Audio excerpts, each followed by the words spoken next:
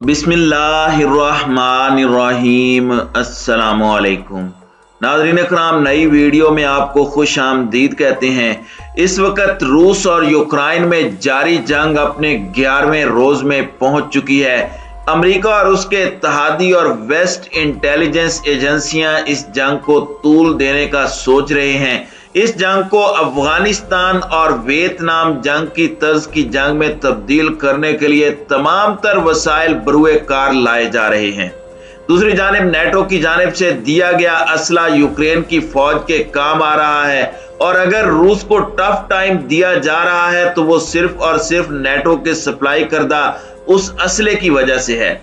रात गए नेटो के मिसाइल रूसी फिजाइया पर कहर बनकर बरसने लगे हैं, जबकि समंदरों में भी ये जंग शुरू हो चुकी है।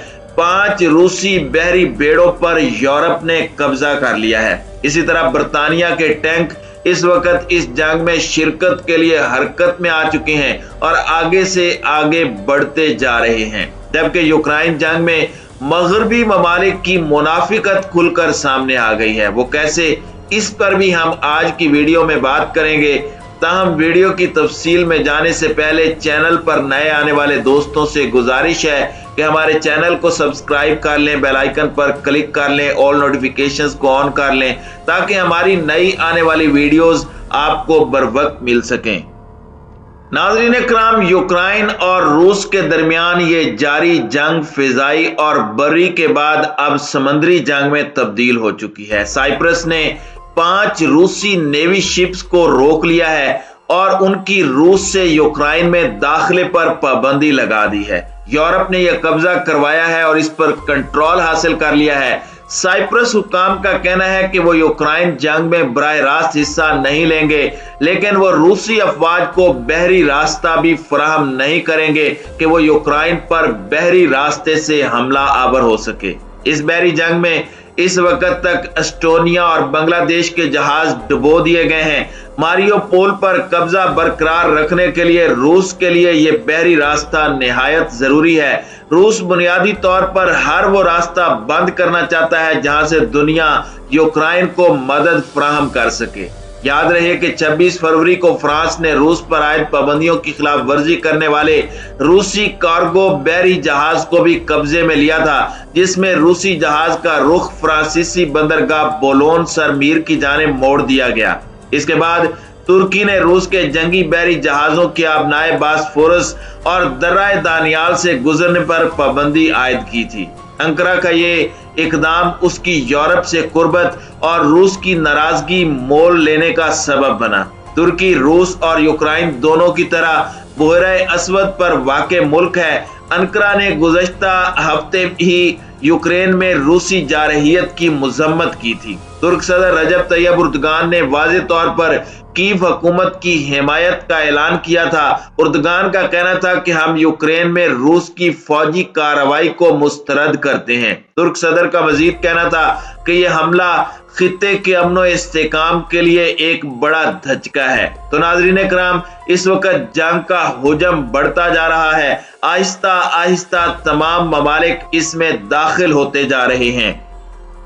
नाज़रीन इकराम, मीडिया ज़राए के मुताबिक रूसी मिसाइल बदस्तूर कीव को निशाना बना रहे हैं। यूक्रेनी सदर व्लादिमीर ज़ेलेंस्की ने कहा है कि वो मुल्क का दिफा जारी रखेंगे। उन्होंने मगरबी दिफाई इत्तेहाद नेटो को शदीद तनकीद का निशाना बनाते हुए कहा है कि नो फ्लाई जोन कायम न करने का फैसला नाकाबिले फहम है। अब तक की कार्रवाइयों में इतना जानी माली नुकसान नहीं हुआ जितना मगरबी मीडिया इस वक्त दिखा रहा है। रूस के यूक्रेन पर हमले को जारहियत ही कहा जा सकता है। इससे कबल रूस ने जॉर्जिया पर हमला किया और मुल्क के शुमाली हिस्से पर कब्जा कर लिया। फिर 2014 में रूस ने क्रीमिया पर कब्जा कर लिया और यूक्रेन के मशरकी हिस्से में हुकूमत नस्ब कर दी। फिर 2 शहरों लुहांसिक और डोनेस्टिक में आबाद तातार मुसलमानों को बेदखल करके उन्हें आजाद रियासत करार दिया। फिर चंद रोज कबल उन्हें तस्लीम कर लिया। कोई भी मुहज़्ज़ब शख्स साम्राज्यी तोसी की ऐसी सोच की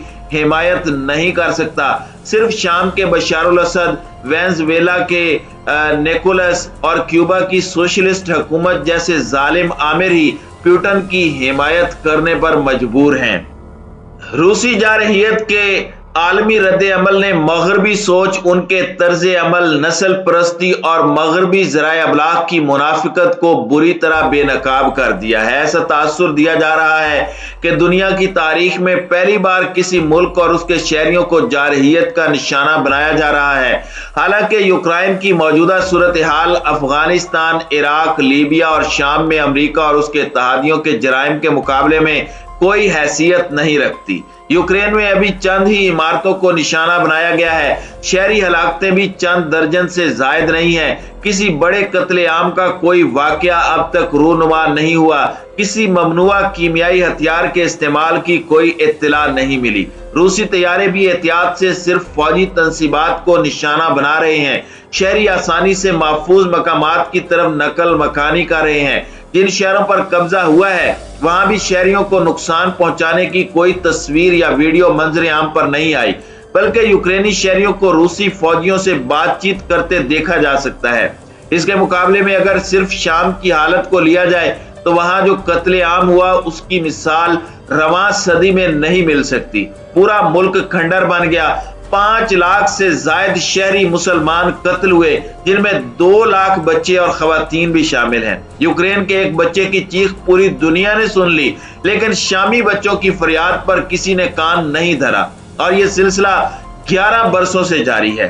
اب بھی روزانہ درجنوں شامی لقمہ اجل بنتے ہیں، مگر مغربی میڈیا وہ خبر تک نہیں بن سکتے۔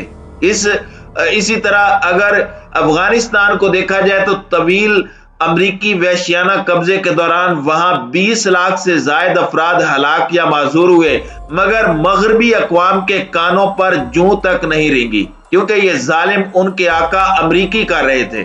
عراق میں بھی عوام پر انسانیت سوز مظالم ڈھائے گئے اور کئی تاریخی شہر تاراج کر کے لوگوں کو در بدر کیا گیا۔ پھر فلسطین میں طاغوتی قوتوں کا بغل بچہ اسرائیل جو کچھ کر رہا ہے اس پر بھی مغربی میڈیا ہمیشہ لب سیے رکھتا ہے، یہاں تک کہ اب بمباری کا شکار یوکرین نے بھی کبھی ان مظالم پر لب کشائی نہیں کی، بلکہ وہ ہمیشہ اسرائیلی مظالم کی حمایت کرتا رہا۔ یوکرین پر حملے کے بعد مغرب یک زباں ہو کر روس کی مذمت، اس پر پابندیاں عائد کرنے اور اس کے حملوں کے خلاف احتجاج میں مصروف ہے، مگر افغانوں، عراقیوں، شامیوں، فلسطینیوں اور دیگر مظلوم مسلمانوں کے حق میں یہ سب گونگے شیطان بن جاتے ہیں۔ تاہم عوامی سطح پر کچھ انسانیت کے لیے درد دل رکھنے والے لوگ صدائے احتجاج بلند کرتے ہیں، لیکن ان کی تعداد آٹے میں نمک کے برابر ہوتی ہے۔ ناظرین اکرام، پولینڈ، رومانیہ، ہنگری اور بلغاریہ جیسے ممالک نے یوکرائن سے آنے والے پناہ گزینوں کے لیے تو سرحدیں کھول دی ہیں، لیکن انہی ممالک نے سرحدوں کے ارد گرد خاردار تاروں کی باڑیں یا اونچی دیواریں اٹھائیں اور ایشیائی اور افریقی ممالک سے آنے والے پناہ گزینوں کا راستہ روکنے کے لیے پولیس تعینات کی۔ سخت سردی میں کئی پناہ گزین ٹھٹر کر لقمہ اجل بن گئے، مگر مغرب کا دل نہیں پسیجا۔ اب بھی یوکرین سے آنے والوں کی رنگت دیکھ کر انہیں پناہ دی جا رہی ہے۔ بین الاقوامی فوجداری عدالت کو یوکرین میں جنگی جرائم کی تحقیقات کی بڑی فکر ہے، لیکن اس نے کبھی افغانستان، عراق، شام یا فلسطین میں ایسی تحقیقات کا نہیں سوچا۔ جمہوریت اور انسانی حقوق کے علم بردار مغربی ممالک مصر میں عوام کا قتل عام کرنے والے عامر کو آنکھوں پر بٹھاتے ہیں۔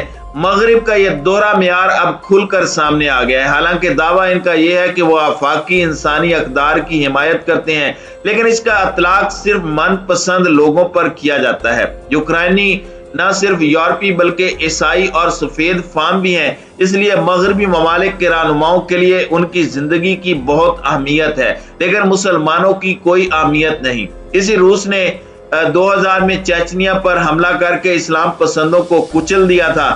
دارالحکومت مکمل طور پر تباہ ہو گیا تھا اور تقریباً 50,000 مسلمان مارے گئے، لیکن تقریباً تمام مغربی ممالک خاموش رہے تھے۔ اب خدا کے فضل سے یوکرین کے لیے مغرب کی فکر مندی نے پوری دنیا کے سامنے اس کے مکروہ چہرے سے نفاق کا پردہ ہٹا دیا ہے۔